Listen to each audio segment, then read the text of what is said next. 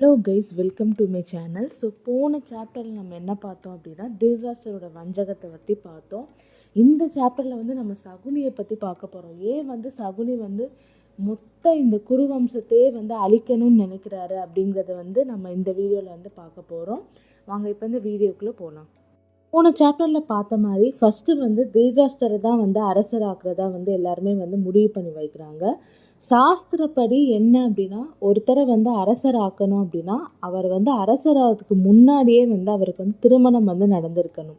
So அதனால் என்ன பண்ணுறாங்க அப்படின்னா, திருதராஷ்டிரருக்கு முதல்ல திருமணம் பண்ணி வச்சதுக்கப்புறம் பட்டாபிஷேகம் பண்ணலாம் அப்படிங்கிற மாதிரி சத்தியவதி பீஷ்மர் 2 பேருமே முடிவு பண்ணுறாங்க. அதுக்கேற்ற மாதிரி சத்தியவதி என்ன பண்ணுறாங்க அப்படின்னா, பீஷ்மர் கிட்ட திருதராஷ்டிரருக்கு ஏற்ற மாதிரி ஒரு பொண்ணை தேடி கண்டுபிடிக்க சொல்கிறாங்க. திருதராஷ்டிரருக்கு ஒரு பொண்ணை பற்றி கேள்விப்படுறாரு அவர். அவங்க யார் அப்படின்னா காந்தாரி. ஸோ காந்தாரம் அப்படிங்கிற ஒரு நாட்டை சேர்ந்த ஒரு இளவரசி தான் காந்தாரி. அந்த காந்தாரா அப்படிங்கிறது அந்த காலத்தில் எங்கே இருந்திருக்கு அப்படின்னா ஆப்கானிஸ்தான். ஸோ இப்போ ஆப்கானிஸ்தான் இருக்க இடத்துல தான் அந்த சமயத்தில் மகாபாரத கதை நடக்கும்போது அங்கே காந்தாரம் அப்படின்னு சொல்லியிருக்காங்க. ஸோ காந்தாரா அப்படிங்கிற இடம் இப்போ இன்னைக்கு ப்ரெசண்டே ஆப்கானிஸ்தானில் இருக்காது.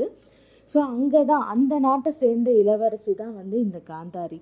எதுக்காக பீஷ்மர் அவங்கள செலக்ட் பண்ணுறாங்க அப்படின்னா, அவங்க முன்னாடியே சிவபெருமான் கிட்ட ஒரு வரத்தை வாங்கியிருப்பாங்க. என்ன வரம் அப்படின்னா, அவங்களுக்கு 100 புதல்வர்கள் பிறக்கணும் அப்படிங்கிற மாதிரி ஒரு வரத்தை வாங்கியிருப்பாங்க. ஸோ திருதராஷ்டிரருக்கு ஏற்ற மனைவி இவங்க தான் அப்படிங்கிற மாதிரி பீஷ்மர் முடிவு பண்ணுறாரு. அதனால் பீஷ்மர் என்ன பண்ணுறாரு அப்படின்னா, இந்த திருமணத்தை பற்றி பேசுகிறதுக்கு அவர் காந்தாரம் போகிறாரு. காந்தாரியோட தந்தை யார் அப்படின்னா சுபாலர். ஸோ அவர்கிட்ட என்ன சொல்கிறாரு அப்படின்னா, குரு வம்சத்தை சேர்ந்த இளவரசருக்கு உங்களுடைய மகளை திருமணம் செய்து கொடுங்க அப்படிங்கிற மாதிரி அவர் கேட்குறாரு. முதல்ல சுபாலர் என்ன நினைக்கிறாரு அப்படின்னா, பாண்டுக்கு தான் கேட்குறாங்க அப்படின்னு சொல்லி நினச்சிட்டு அவங்க ரொம்ப சந்தோஷப்படுறாங்க. அதுக்கப்புறம் தான் அவங்களுக்கு தெரிய வருது, அவங்க பொண்ணு கேட்குறது திருதராஷ்டிரருக்கு அப்படின்னு சொல்லிட்டு. முதல்ல சுபாலருக்கு இது பிடிக்கலை. ஏன்னா அவர் ஒரு அந்தகர், கண்ணு தெரியாதவர். யாருக்குமே இந்த மாதிரி தன்னோட மகளை இந்த மாதிரி ஒருத்தருக்கு திருமணம் செய்து கொடுக்க கண்டிப்பாக இஷ்டம் இருக்காது. அதனால் முதல்ல மறுக்கிறாரு. அப்புறம் என்ன நடக்குது அப்படின்னா, காந்தாரம்ங்கிறது அஸ்தினாபுரத்தை பார்க்கும்போது ரொம்ப ரொம்ப சிறிய நாடு. ஸோ அஸ்தினாபுரம் தான் அப்போ ரொம்ப ஓங்கி இருந்திருக்கு. அப்படி இருக்கும்போது அஸ்தினாபுரத்தை எதிர்த்து காந்தாரத்தால் சண்டை போட முடியாது. தன்னுடைய பிரஜைகள் நல்லா வாழணும், அவங்களுக்கு எந்த விதமான கஷ்டமும் வரக்கூடாது அப்படிங்கிறத யோசித்து சுபாலர் இந்த திருமணத்துக்கு ஒத்துக்கிறாரு. ஏன்னா இந்த திருமணத்துக்கு அவர் ஒத்துக்காமல் இருந்தால் பீஷ்மர் என்ன பண்ணலாம் அப்படின்னா, காந்தாரத்துக்கு மேலே படையெடுத்து கூட வரலாம். ஸோ அந்த மாதிரி எதுவுமே நடந்துடக்கூடாதுங்கிறதுக்காக சுபாலர் இந்த திருமணத்துக்கு ஒத்துக்கிறாரு. இந்த விஷயத்தை பற்றி காந்தாரி கிட்ட எதுவுமே சொல்ல மாட்டேங்கிறாங்க. அவங்கக்கிட்ட அஸ்தினாபுர இளவரசர் திருதராஷ்டிரருக்கு தான் திருமணம் பண்ணி வைக்க போகிறோன்னு மட்டும்தான் சொல்கிறாங்க. ஆனால் அவர் ஒரு அந்தகர் அப்படிங்கிற விஷயத்தை அவங்கக்கிட்ட காந்தாரி கிட்ட சொல்லாமல் மறைக்கிறாங்க. இந்த விஷயத்தை பற்றி சுபாலரோட மகனான சகுனிக்கு தெரிய வருது. அவர் இது கேள்விப்பட்டதுக்கப்புறம் ரொம்ப வருத்தப்படுறாரு. ஏன்னா சுபாலருக்கு நிறைய புதல்வர்கள் இருப்பாங்க. ஆனால் ஒரே ஒரு புதல்வி யார் அப்படின்னா காந்தாரி மட்டும்தான். அதனால் சகுனி அவங்களுக்கு நிறைய சகோதரர்கள் இருந்தாலும் ஒரே ஒரு சகோதரியான காந்தாரி மேலே கொள்ளை பிரியமாக இருக்கார்.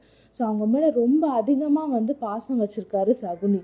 தன்னோட தங்கையை இப்படி ஒரு அந்தகனுக்கு போய் கல்யாணம் பண்ணி வைக்கிறாங்களே அப்படின்னு சொல்லிட்டு அவருக்கு ரொம்ப அதிகமாக கோபம் வருது. இந்த விஷயத்தை கேள்விப்பட்ட சகுனி அவங்க அப்பா கிட்ட போய் ரொம்ப சுபாலர்கிட்ட போய் சண்டை போடுறாரு.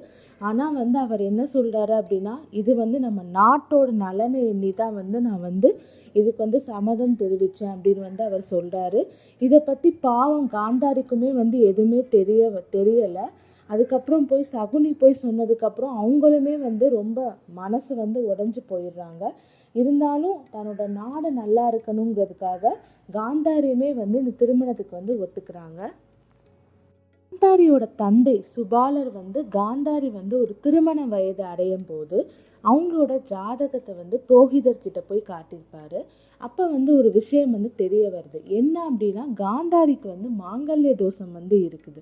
ஸோ நம்ம வந்து கேள்விப்பட்டிருப்போம் இல்லையா? ஸோ மாங்கல்ய தோஷம் இருந்துச்சு அப்படின்னா என்ன பண்ணுவாங்க அப்படின்னா, ஒரு வாழை மரத்துக்கு வந்து தாலி கட்டி அந்த வாழை மரத்தை வந்து அறுத்துருவாங்க. இல்லாட்டி வந்து ஒரு ஆடுக்கு வந்து தாலி கட்டி அதுக்கப்புறம் அந்த ஆட்டை வந்து வந்து அழிச்சிருவாங்க.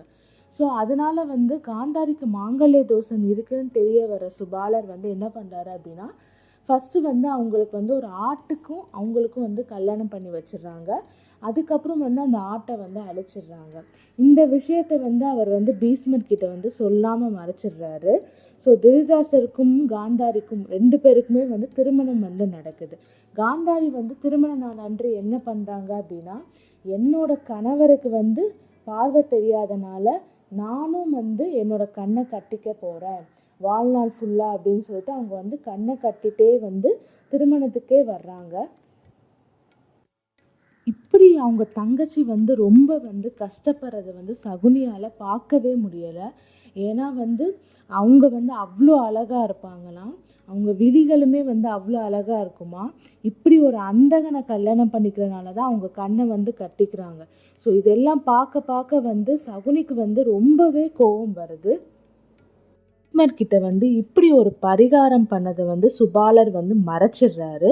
ஸோ திருதராஷ்டிரருக்கும் காந்தாரிக்கும் வந்து திருமணம் நடந்து முடியுது. அதுக்கப்புறம் தான் வந்து பீஷ்மருக்கு வந்து தெரிய வருது. இந்த மாதிரி வந்து ஒரு பரிகாரம் பண்ணது வந்து அவருக்கு வந்து தெரிய வருது.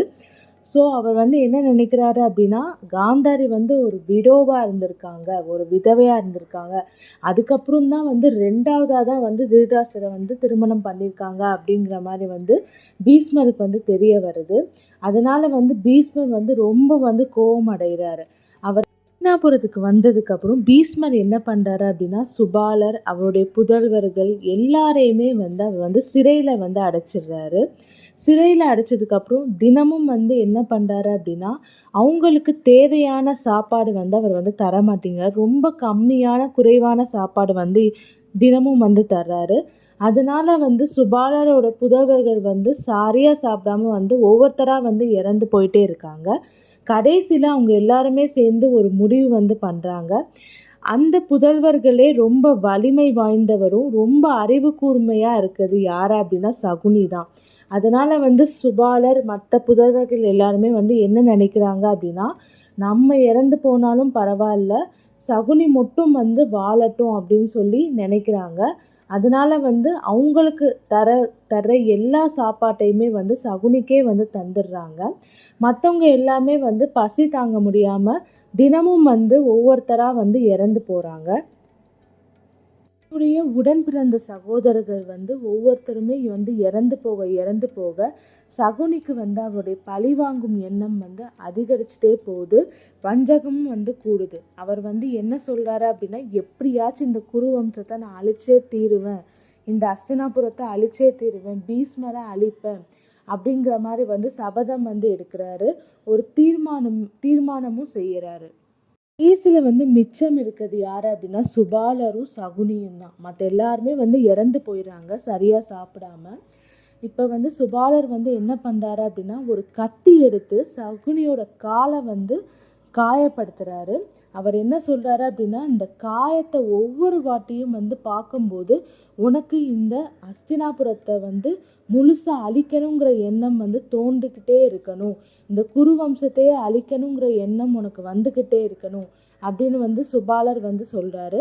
அது மட்டும் இல்லாமல் அவர் என்ன சொல்கிறாரு அப்படின்னா, நான் இறந்ததுக்கப்புறம் என்னுடைய முதுகெலும்பு எடுத்து அதில் வந்து நீ ஒரு பகடை வந்து பண்ணிக்கோ, அந்த பகடை வந்து நீ என்ன சொல்லுதோ அதான் கேட்கும் அப்படிங்கிற மாதிரி வந்து சுபாலர் வந்து சொல்கிறாரு. சுபாலரோட புதல்வர்கள் எல்லாருமே வந்து இறந்து போகிறாங்க. கடைசியில் வந்து சகுனி மட்டும்தான் இருக்கார். சுபாலர் வந்து பீஷ்மர் கிட்ட வந்து என்ன வேண்டுறாரு அப்படின்னா, என்னுடைய இந்த ஒரு பையனை மட்டுமாச்சும் உயிர் வாழ விடுங்க அப்படிங்கிற மாதிரி வந்து அவர் வந்து வேண்டுறாரு. அதுக்கு வந்து பீஷ்மரும் சரி அப்படின்னு சொல்லி ஒத்துக்கிறாரு. சுபாலர் இறந்ததுக்கப்புறம் அவருடைய முதுகெலும்பு எடுத்து சகுனி வந்து பகடை பண்ணுறாங்க. அந்த பகடையை யூஸ் பண்ணி தான் வந்து அவர் வந்து பாண்டவர்களை வந்து ஜெயிக்கிறாரு. அந்த பகடை வந்து சகுனி என்ன சொல்லுதோ அந்த நம்பரை தான் வந்து போடும். ஸோ அதோட தந்தையோட முதுகெலும்பு எடுத்து அந்த பகடை வந்து அவர் பண்ணனால தான் அந்த ஆட்டத்தில், பகடை ஆட்டத்தில் வந்து பாண்டவர்களை வந்து அவர் ஈஸியாக வந்து ஜெயிக்கிறாரு. ஏன்னா அந்த பகடை வந்து சகுனி என்ன சொல்லுதோ அதுபடி தான் வந்து போடும். அவர் என்ன எண் சொல்கிறாரோ அந்த எண் தான் விழுகும் அப்படிங்கிற மாதிரி வந்து சொல்லப்படுது. கூட இந்த சாப்டர் வந்து முடிஞ்சிச்சு. ஸோ இந்த சாப்டரில் வந்து சகுனி வந்து எதனால் வந்து குரு வம்சத்தை அழிக்கணும் அப்படின்னு நினைக்கிறாருங்கிறது வந்து நம்ம பார்த்துட்டோம். ஸோ நம்ம வந்து நெக்ஸ்ட்டு சாப்டரில் வந்து கர்ணன் எப்படி பிறக்கிறாரு அப்படிங்கிறத வந்து பார்க்கலாம். தொடர்ந்து மகாபாரத கதையை கேட்குறதுக்கு என்னோடய சேனல் லைக் பண்ணுங்கள், கமெண்ட் பண்ணுங்கள், சப்ஸ்கிரைப் பண்ணுங்கள்.